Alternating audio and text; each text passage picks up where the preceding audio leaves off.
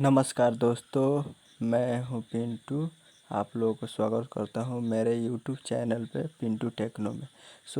आज हम बात करने वाले हैं खेसारी लाल यादव जी के बारे में, जो कि कल सॉन्ग आने वाला है चली देवघर, जिसका रिलीज डेट है 27/6/2020 को 6:15 सुबह ही रिलीज होगा कल। और इसको लिखे अजीत हलचल और संगीत दिए हैं आशीष वर्मा।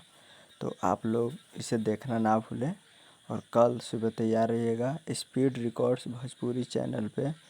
तो आप लोग सुबह 6:15 पे 27 तारीख 6 महीना 2020 को तो खेसारी लाल का ज़बरदस्त सॉन्ग होगा। और अजीत हलचल काफ़ी फेमस राइटर हैं, जो कि सिर्फ़ और सिर्फ खेसारी लाल जी का ही सॉन्ग लिखते हैं।